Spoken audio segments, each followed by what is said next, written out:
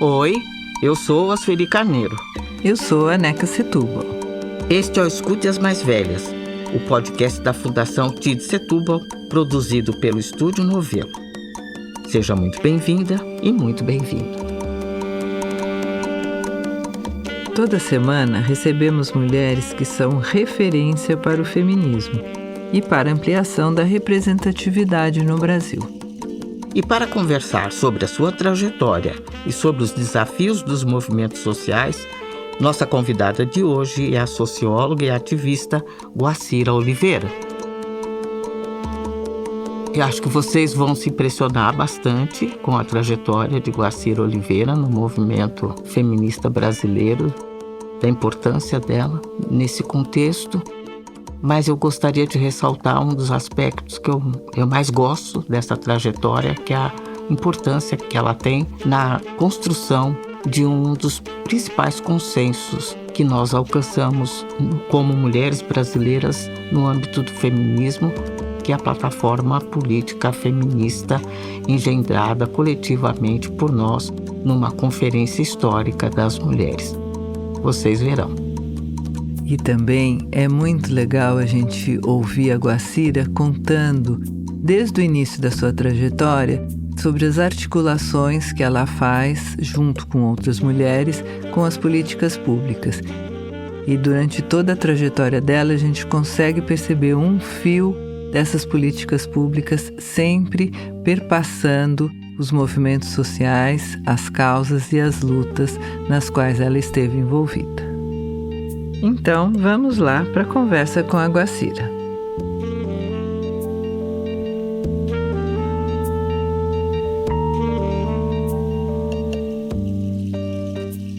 Conta pra gente quem é a Guacira Oliveira, por Guacira Oliveira.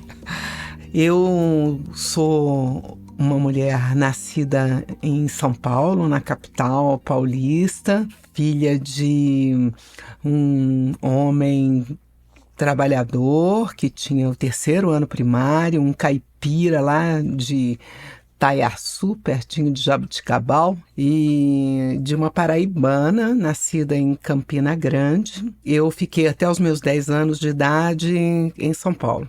O meu pai era motorista de caminhão, motorista de ônibus, motorista disso, daquilo outro. E minha mãe, uma dona de casa, né, com 3 filhos para criar, aquela batalha toda. E ela tinha uma coisa muito nítida na cabeça dela, que era que eu precisava ser uma mulher emancipada, uma mulher que tivesse autonomia. Então ela queria que eu estudasse. Todos os planos dela para mim era estudar e me libertar, ter um trabalho legal, não ser dona de casa, não ser cozinheira, não ser costureira, não ser confeiteira, que era o destino das mulheres da família até aquele momento, né? E aí ela fez tudo para isso. Quando eu fiz 17 anos de idade, eu vim para Brasília. Meus pais também tinham mudado para Brasília há algum tempo antes, a gente ficou 1 ano e meio aqui. E daí eles decidiram voltar para São Paulo. E eu já não queria mais voltar para São Paulo, 17 anos, eu queria ser livre de papai e mamãe, queria morar em outro lugar, tinha conhecido gente muito interessante em Brasília. E aí, a primeira oportunidade que eu tive, com o apoio super importante da minha mãe, que brigou com o meu pai por causa disso, eu vim sozinha para Brasília, aos 17 anos. Fiz vestibular aqui, passei no vestibular na UNB, aí meu pai ficou muito bravo. De quando eu vim para cá, até depois de eu me formar na UNB e uns anos ainda depois, a gente ficou praticamente com relações rompidas, assim. A nossa relação era péssima. Mas depois que isso tudo passou... que as desgraças que ele imaginava que ia não acontecer, né? E você virou um sucesso, aí ele tinha orgulho. E que ele também se desencantou daquela ideia de que ia me levar ao altar de Bela e Grimalda, né? Tinha isso. Claro. O pacote era... Isso era a questão central. Aí ele virou um cara muito amigão, muito parceiro, passou a ser um super amigo, um paizão mesmo, né? E fiz vestibular aqui, passei no vestibular na UNB, que estava em greve naquele momento, com o campus ocupado pela polícia, com vários dos líderes estudantis presos. E no primeiro dia que eu fui tirar a minha carteirinha de estudante na UNB, eu fui assistir à assembleia, junto com outras 2 amigas que tinham passado no vestibular junto comigo. Quando a gente se dá conta, a assembleia estava cercada pela polícia e fomos todas nós presas naquele dia. Uau! Assim, eu digo que eu inaugurei minha vida de ativista, de militante, né? Porque passei o dia na cadeia, num pátio, na delegacia. Dali para frente foi muito movimento estudantil. Dentro do movimento estudantil eu conheci o feminismo como parte do ativismo. Em alguns grupos de estudos a gente lia o Lenin na Xerox, né? Porque não se vendiam essas coisas, né? E num outro grupo de estudo com as mulheres, as estudantes, ativistas militantes como eu, a gente começou a ler Simone de Beauvoir, foi por onde eu conheci o feminismo. E anos depois minha mãe se separa do meu pai. Ela vem para Brasília com os meus 2 irmãos pequenos e a gente se vira nos 30 aqui para poder garantir o sustento da família, eu ainda na universidade, né? Então foi militância, trabalho, ativismo, tudo junto e misturado ao mesmo tempo. Misericórdia. Isso mesmo. Ô, Guacira, você fala da sua mãe, né? E ela parece ter tido uma influência muito grande na sua visão de mundo, talvez, não sei, mas na sua formação. Conta um pouco, ela foi fundamental nessa formação, ela te acompanhou, os seus irmãos são menores, como é isso no âmbito familiar? Aí a gente, antes de entrar no movimento estudantil. Olha, minha mãe foi fundamental mesmo, né?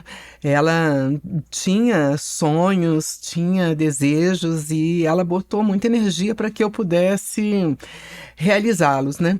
A minha mãe ficou órfã aos 6 anos de idade. Ela tinha 6 irmãos. Ficaram todos internos num colégio batista, de maneira que minha mãe detestava essa coisa beata, igrejeira e essas regras todas. Essa experiência a tornou uma mulher muito desejosa da liberdade, muito desejosa da independência, da autonomia, né? E ela só conseguiu dar esses passos para a própria vida dela quando ela se separou do meu pai, né? E até esse momento, ela me deu todo o apoio possível, tudo que ela tinha para que eu pudesse realizar isso, né? Ser uma mulher com autonomia.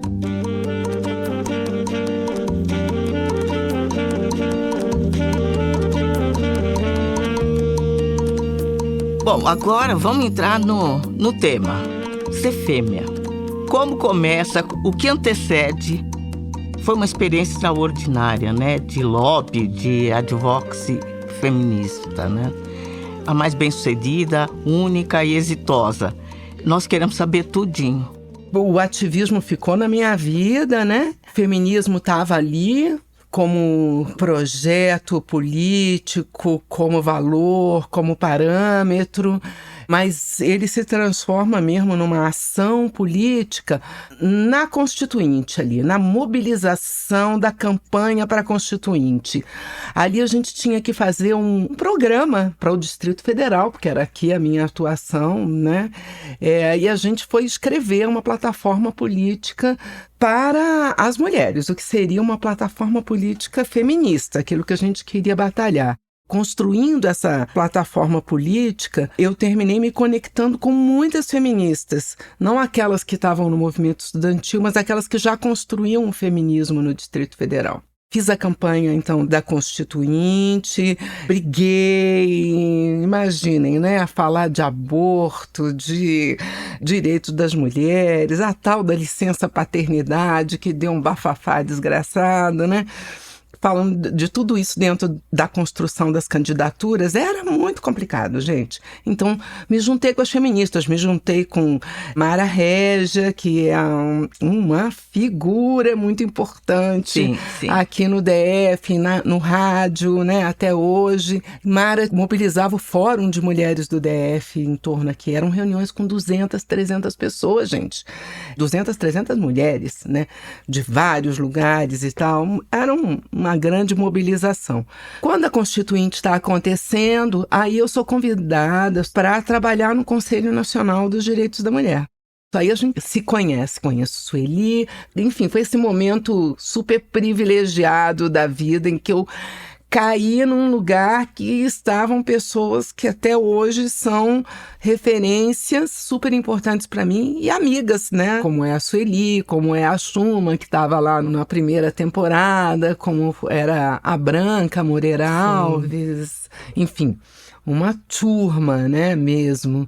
Eu tenho, então, esse privilégio de estar junto com essas mulheres todas ali, entender os conflitos do feminismo com a luta das mulheres negras, do feminismo com as sindicalistas, até que muda o ministro, mudam as coisas e a gente decide fazer uma carta e sair do Conselho Nacional dos Direitos da Mulher. Nós que éramos a equipe técnica, eu, Sueli, éramos a equipe técnica do Conselho.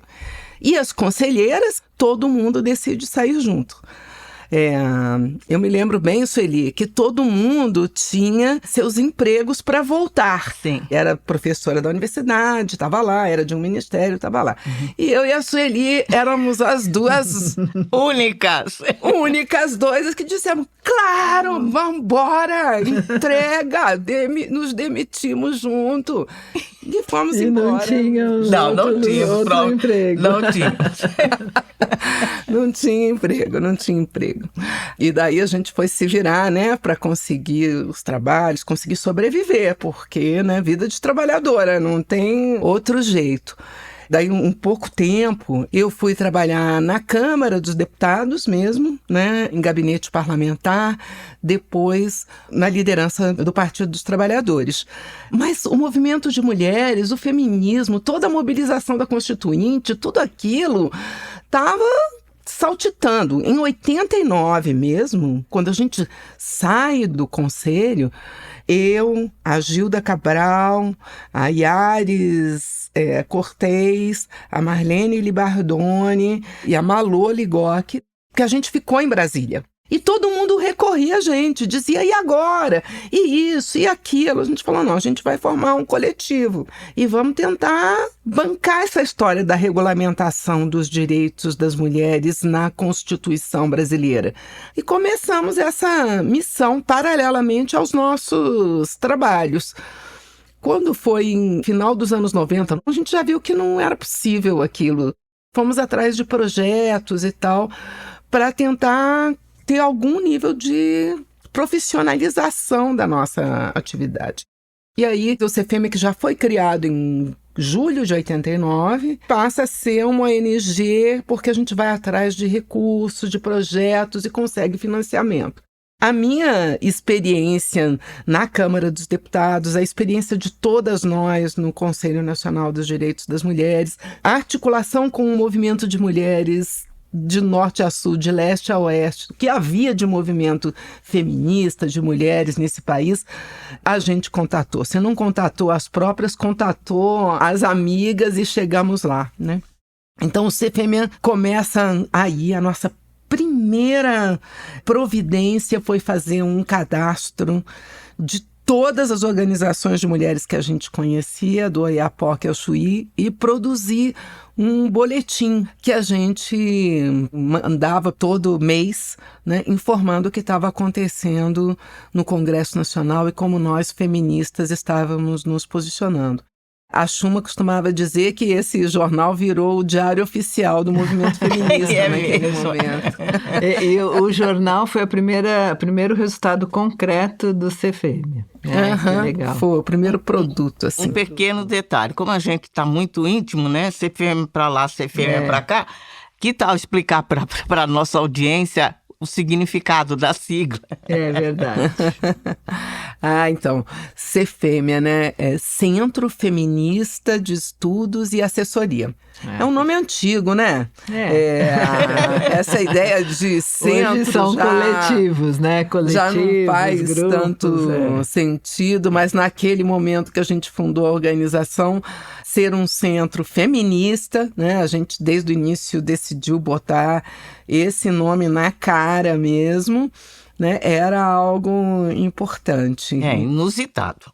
Mas a gente percebe que as meninas mais jovens não têm muita clareza do que sejam as políticas públicas e a importância da nossa mobilização em torno delas. Ajuda aí. Porque o CFEMEA foi, digamos, o principal lobby por políticas públicas, né, em defesa das mulheres, que foi constituído pelo movimento feminista brasileiro. Conta essa história. A gente partiu daquilo que era forte, que todo mundo tinha construído junto, que todo mundo sabia o que significava. As nossas conquistas na Assembleia Nacional Constituinte. E, nesse sentido, buscar a regulamentação desses direitos e buscar as políticas públicas que dessem efetividade para esses direitos era um passo mais possível desse lugar. A gente fez isso, então, sempre em articulação com o movimento de mulheres e feminista no país. A presença das mulheres era muito pequena dentro do parlamento, a presença das mulheres era ínfima no poder executivo. Se não houvesse pressão de fora para dentro, nada aconteceria. Então, a articulação, essa potência que foi o movimento de mulheres, e esse jornalzinho que ia lá, informava todo mundo, possibilitava a ação das pessoas também nos vários lugares onde elas estavam. A gente se juntou com um time de feministas bem potente, que teve uma história nessa Assembleia Nacional Constituinte, que já vinha de antes também, para pensar o que era estratégico e como construir essas propostas. Então, muitas mulheres estiveram juntas nesse esforço, né? A construção, por exemplo, da Lei do Planejamento Familiar foi um grande debate e nós, mulheres, nos mobilizamos muito. O movimento de mulheres negras teve um papel super importante na discussão sobre a esterilização cirúrgica forçada de mulheres, levou isso para dentro do Congresso Nacional. A gente articulava as reuniões, as audiências públicas com as parlamentares, com os parlamentares que tinham algum compromisso com essas lutas, e com isso a gente conseguia que reverberasse essa mobilização, essa incidência, essa ação de advocacy, esse lobby, de uma maneira muito diferenciada. A própria Lei Maria da Penha, né? Estava lá na Constituição que o problema da violência doméstica devia ser tratado pelo Estado. Era uma obrigação do Estado lidar com isso. A gente conseguiu fazer uma boa articulação entre o movimento de mulheres, juntamos várias organizações de mulheres, construímos uma proposta coletiva do consórcio Lei Maria da Penha, levamos essa proposta até, na época, a ministra Nilceia Freire, né? E dissemos: Nilceia, essa proposta aqui, ela só vai para frente se o Poder Executivo, o Ministério das Mulheres topar. O Parlamento só vai poder fazer a lei para punir, para estabelecer as penas, o processo penal e tal. Mas se a gente quiser ter uma lei potente que seja capaz de prevenir a violência, criar mecanismos vários de políticas públicas para enfrentar a violência, tem que ser com o Executivo. E a Nilceia, inteligente, sagaz, politicamente muito articulada, imediatamente foi nessa história. Nós tivemos uma série de discussões com o Poder Executivo, com vários ministérios, para estudar o projeto de lei que nós, esse consórcio de organizações feministas, tínhamos apresentado. Dali saiu um bom projeto de lei, foi para o Congresso Nacional, entregue pelo governo federal ao Congresso Nacional. No Congresso Nacional começou outra batalha, porque não eram só os machistas que eram contra o nosso projeto, não era só a parte da Igreja Conservadora que era contra o projeto, né? Também tinham os juízes, toda aquela estrutura que lidava até aquele momento com a violência contra as mulheres. E o projeto desmontava essa estrutura toda, porque grande parte das varas de pequenas causas tinha a ver com violência contra as mulheres. E aí foi toda uma batalha ali, nós montamos audiências públicas em todas as regiões do país, toda a mobilização das organizações de mulheres para que essa incidência acontecesse, em diálogo com a bancada feminina no Congresso Nacional. E na sequência, depois de aprovada essa lei, enquanto essa lei vinha sendo aprovada, o CFM atuou muito para monitorar o orçamento público e dizer: cadê o dinheiro para que essa lei vire realidade? Foi muito didático. Espero que tenha ajudado as meninas a compreenderem todo o esforço que precisa ser feito. Né? Isso aí. Até porque todas essas conquistas estão sob ameaça nesse momento, né? Tem 200 projetos de lei para alterar a Lei Maria da Penha tramitando no Congresso Nacional e grande parte deles para deformar a lei, né? Toda a ação preventiva da lei e tal está ameaçada por um esforço punitivista cada vez maior, né? Que não resolve nada, né? Já sabe que não resolve nada, não. Isso, que não resolve. Isso era uma das questões que a gente ia te colocar mais para frente, mas você felizmente se antecipou. O que você diria nesse momento que é urgente, entendeu? Em termos de mobilização, de organização, para preservar, sabe? Proteger a lei, para defender essa lei. O que você sugere? Até porque essa meninada tem que se mexer, você não acha? Indispensável que se mexa, gente. Não tem outra forma. Agora a gente tem um parlamento muito fechado às causas do povo. E a gente já viu, né, quando foi o PL do estuprador, né, a única solução para aquele absurdo foi as pessoas se mobilizarem, né, irem para a rua. Eu acho que uma urgência é enfrentar esse arroxo fiscal que desestrutura todo o sistema de seguridade social, né? A saúde, a assistência, a educação. A gente tem que lidar com isso, tomar isso pra gente, porque se desmontar isso aí, a gente cai de novo num lugar muito complicado de empobrecimento, de mais violência. Acho que uma outra questão urgente é a criminalização dos movimentos sociais, dos corpos das mulheres e das nossas lutas, né? É preciso reconhecer os movimentos, os coletivos, as organizações de mulheres como sujeito coletivo, sujeito político e construir alternativas com esses sujeitos. A nossa autonomia, a nossa crítica é o que constrói a democracia de verdade, é o que sustenta a democracia de verdade. Não tem outro jeito de fazer isso. Então, a gente tem que ouvir os coletivos de mães e familiares de vítimas do Estado. Estão gritando nas periferias do nosso país e no centro também, está gritando de tudo quanto é lado. A gente tem que ouvir as mulheres que estão sendo estupradas, crianças que estão sendo violentadas e protegê-las, garantir o direito ao aborto para quem decide não ter uma gravidez em um determinado momento. Então, eu acho que tem muitas urgências, como você falou, Sueli, tudo está em risco, certo? E eu acho que esse ativismo exclusivamente individual, individualista, ele é importante, ele dá gás para as atuações, mas é preciso respeitar o sujeito político, os sujeitos políticos coletivos, sabe? Qual é a sua experiência hoje nessa articulação com esse congresso concreto que a gente tem hoje? Sim, essa experiência é péssima hoje. Até a legislatura passada, a gente tinha uma frente parlamentar feminista antirracista. Era a primeira frente parlamentar com essa característica. A gente não tinha notícia de outro lugar onde isso acontecesse.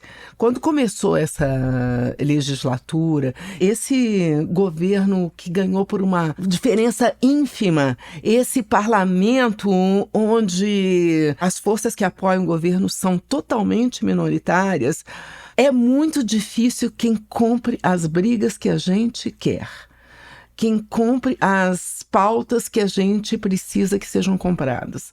Impossível falar sobre aborto no Congresso Nacional para defender o direito ao aborto.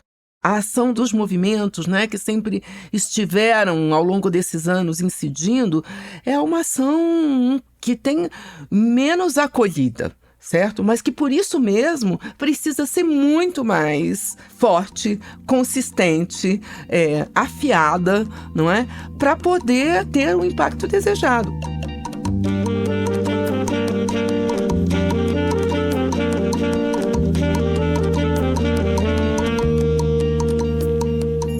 Só vou dar um passo para trás para você contar um pouco para a gente como foi a sua participação na Conferência de Beijing, né? Quer dizer, que é a 4ª Conferência Mundial sobre a Mulher, com o tema central Ação para a Igualdade, o Desenvolvimento e a Paz, na China, em 1995. Conta um pouco isso para a gente, a importância dessas conferências e como foi isso.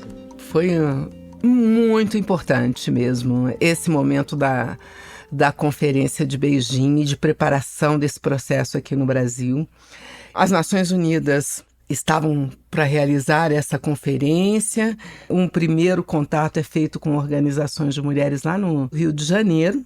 E essas organizações feministas do Rio de Janeiro convocam para uma grande reunião nacional para a gente pensar algo para essa Conferência Mundial de Mulheres que reunisse as mulheres do Brasil todo. A gente vinha da Constituinte, a gente tinha feito muito isso, continuava bastante vivo, intensa as articulações, de maneira que era muito possível criar uma articulação de mulheres brasileiras para Beijing 95. E assim fizemos. Em 94, a gente teve uma grande reunião, juntou-se mulheres de todo o Brasil. Cada uma dessas, no estado onde estava, se comprometeu a, nesses lugares, organizar um movimento para trazer uma pauta para essa conferência. Naquele momento, eu não imaginava que a gente ia conseguir chegar onde chegou. Então, com Beijing, a gente constrói uma plataforma das mulheres brasileiras, uma plataforma que dá visibilidade às demandas de mulheres indígenas, de mulheres negras, das mulheres da Amazônia, das mulheres camponesas, das trabalhadoras sem terra. Estava tudo colocado ali. E lá, toda essa mobilização fez uma grande diferença, assim, porque nós conseguimos que o governo brasileiro tivesse um posicionamento pactuado conosco.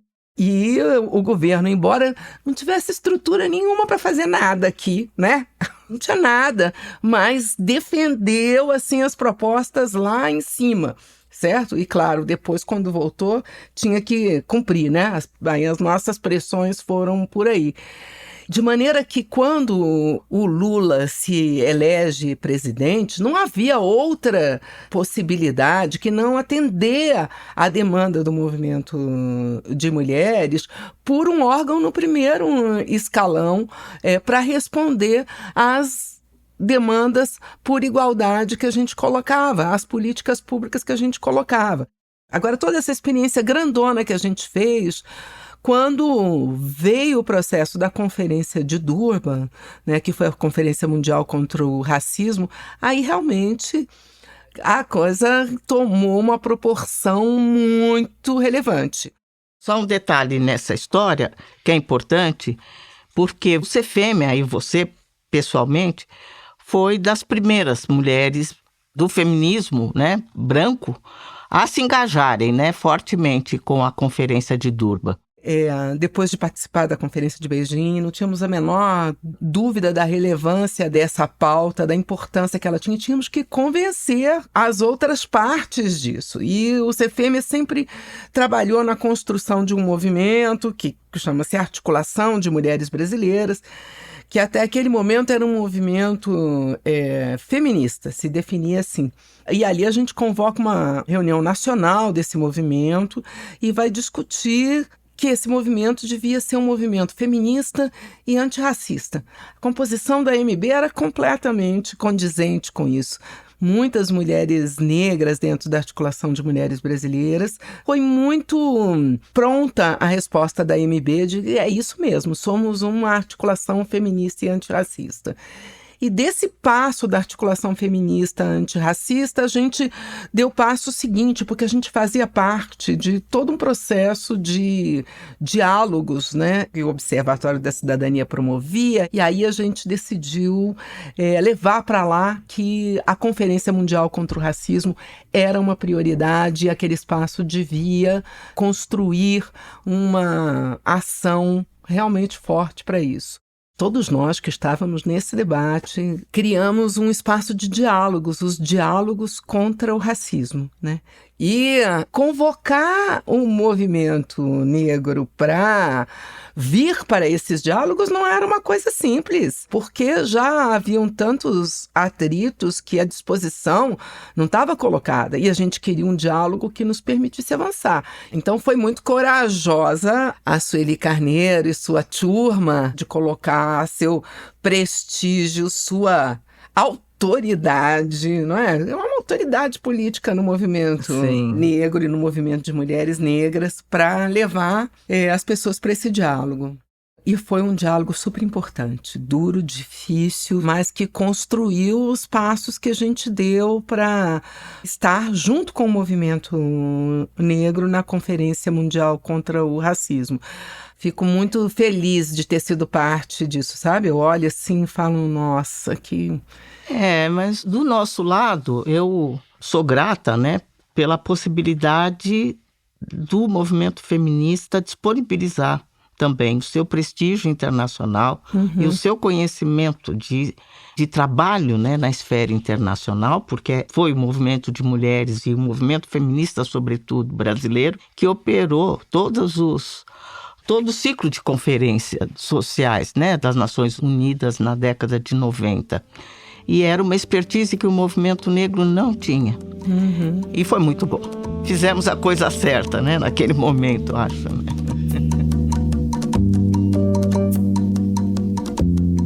Guacira, você já citou vários momentos importantes da Constituinte, Lei Maria da Penha, questão do aborto, agora essas conferências, a importância dessas conferências, né? O que você destacaria? Talvez sejam esses mesmos, não sei.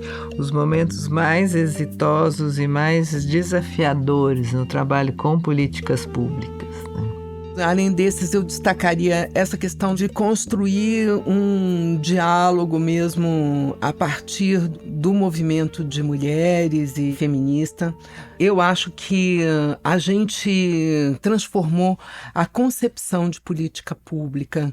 E a gente estabeleceu parâmetros mesmo do que é enfrentar as desigualdades, né? A partir do movimento que a gente fez isso, né? A partir das organizações da sociedade civil, da nossa ação. E hoje, quando eu vejo algumas economistas jovens e tal discutindo gênero e orçamento e usando, né, esses parâmetros que a gente criou, elas estão hoje na estrutura do Estado, mas eu acho que foi da nossa crítica que emergiu essa possibilidade, que eu espero que se radicalize, que a gente tenha tempo, condições de seguir nesse processo democrático nos próximos anos e dar passos adiante. Outra coisa que eu queria destacar é em relação à questão do aborto mesmo, né?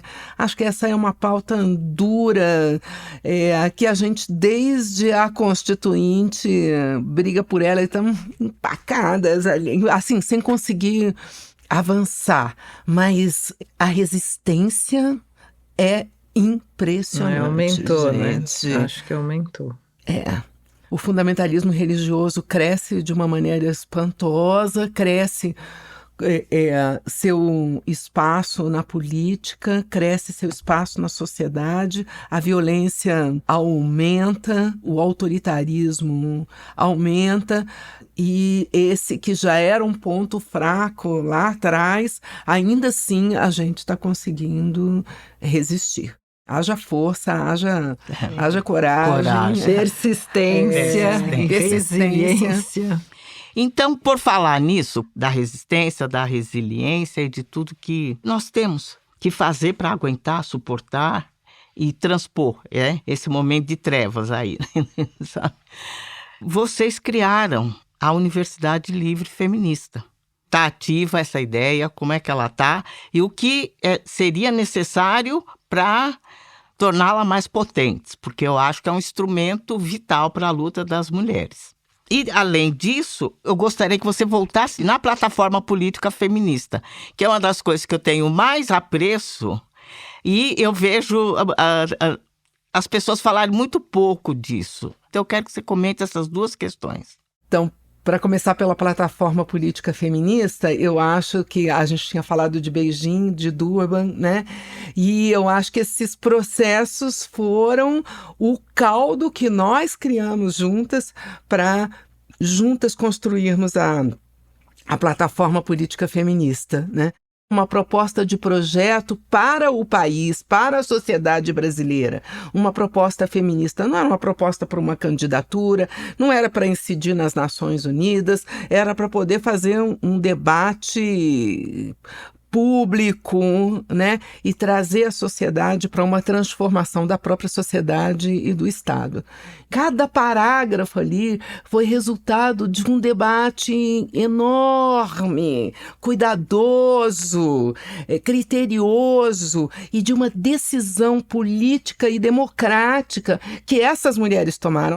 Várias dessas mulheres que vieram para o governo foram parte desse processo, né? Estavam compromissadas com ele.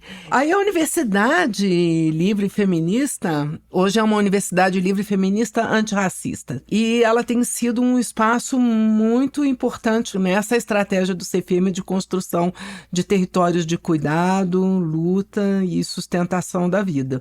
A formação política feminista e antirracista é um passo fundamental para a gente poder fazer política do jeito que a gente quer, para a gente poder se organizar, para a gente poder dialogar. Processos de autoformação é o que a gente está construindo. E é isso, o financiamento, Sueli, para uma iniciativa desse tipo, né, da Universidade Livre Feminista Antirracista tem sido um grande obstáculo para a gente. Né? É uma ação que precisa de recursos, formação política. Porque é formação, né? Formação exige gente, é difícil. E aí, queria aprofundar um pouquinho isso que você está falando, né? Essa formação política, de diálogos, com esse recorte de território e cuidado, né? Isso é toda uma formação que vocês têm alguma coisa já sistematizada? Vocês vão para diversos lugares ou é online? Só conta um pouco pra gente só como é que se dá A isso. gente está fazendo um processo semi-presencial, é um processo híbrido, né? Em que parte da formação é presencial e parte da formação é online.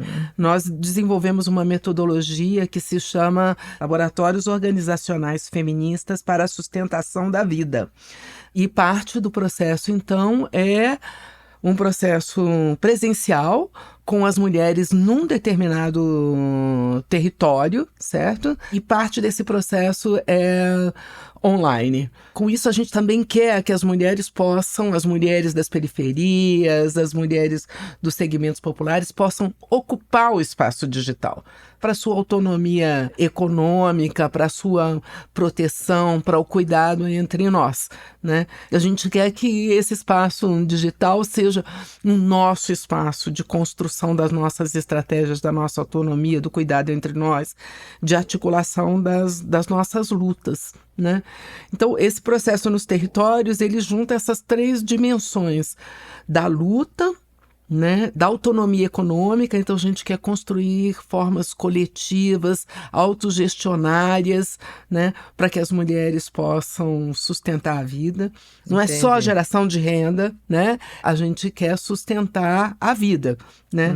E a vida se constrói com afeto, e a vida se constrói com respeito, e a vida se constrói com cuidado entre nós e com autocuidado. Então, a Universidade Livre Feminista Antirracista é um lugar onde a gente quer fazer formação política feminista para muita gente, dentro dos governos, dentro das assembleias, dentro do movimento de mulheres que queira uma formação política feminista, e que a gente quer construir também essa radicação nos territórios, né? Botar raiz nos territórios, de outras formas de compartilhar a vida, outras formas de conviver, outras formas de sustentar a vida. Fala pra gente como tem sido envelhecer pra você. É uma pergunta básica e necessária em todos os nossos episódios. É incrível, assim. Incrível, primeiro, assim, porque eu não me dei conta. Me deram uma conta, né? Assim, sempre é assim. Sempre. Alguém fala alguma coisa. Alguém avisa. Toca os alguém avisa. Alguém avisa. Você envelheceu. Sou eu. É de mim. Aí, assim, entrou uma pessoa para trabalhar no CFM, que tinha acabado de fazer um doutorado.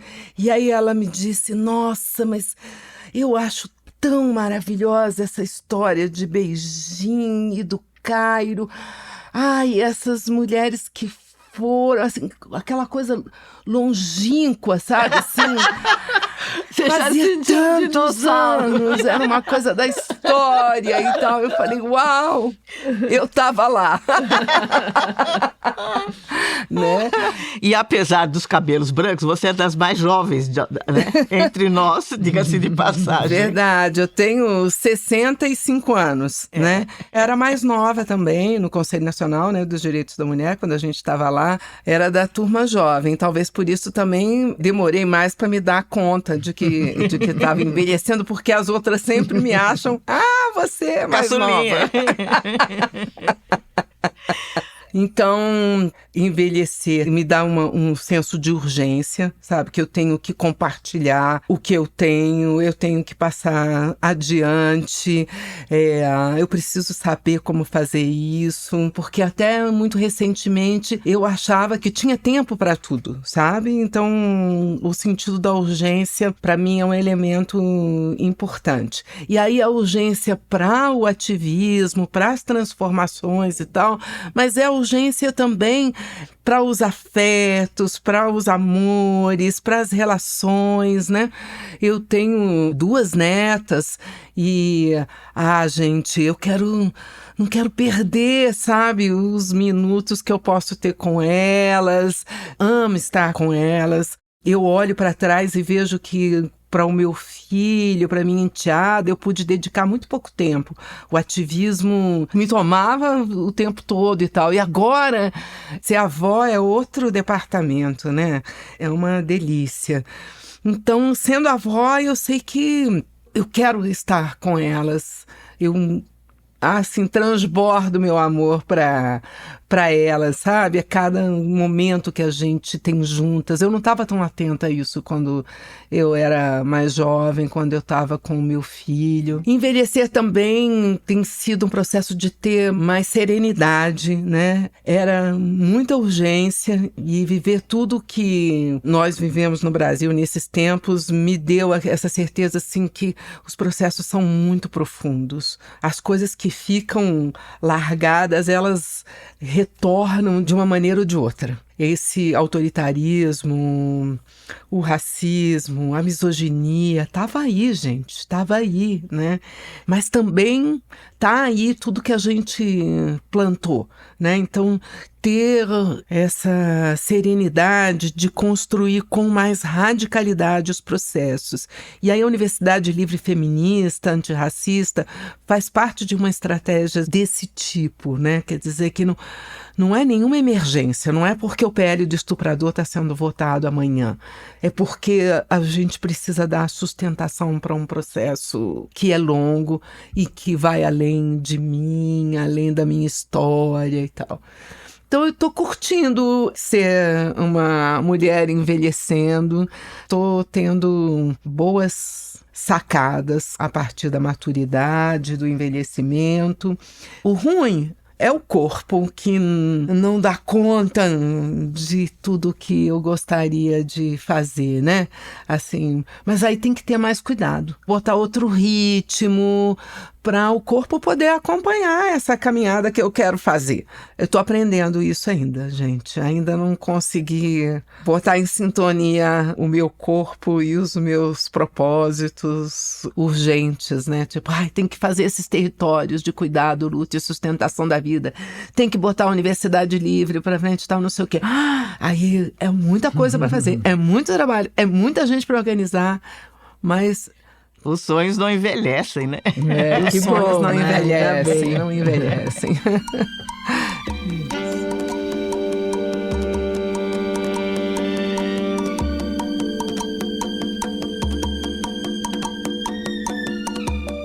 A gente te agradece por acompanhar o Escute as Mais Velhas. Siga o podcast no seu aplicativo de áudio favorito para não perder nenhum episódio. Nas redes sociais da Fundação TID Setúbal, @Fundação TID, da Rádio Novelo, @Rádio Novelo e do Guelé 10, @Portal Guelé 10. Você pode repercutir o podcast, deixar comentários, elogios e críticas sobre as entrevistas. Escute as Mais Velhas é um podcast da Fundação TID Setúbal, produzido pelo Estúdio Novelo. A coordenação e produção são da Ashley Calfo. A direção criativa é da Paula Scarpim e da Flora Thompson-Devaux. E a direção executiva é da Marcela Casaca. A gerência de produto é da Juliana Jäger e da Bia Ribeiro, que também cuida da distribuição e audiência. A coordenação editorial é da Evelyn Argenta. A montagem dessa entrevista é da Luísa Silvestrini. A sonorização e mixagem são da Mariana Leão. A trilha sonora original é da Estela Nesrini. A identidade visual é da Larissa Ramos.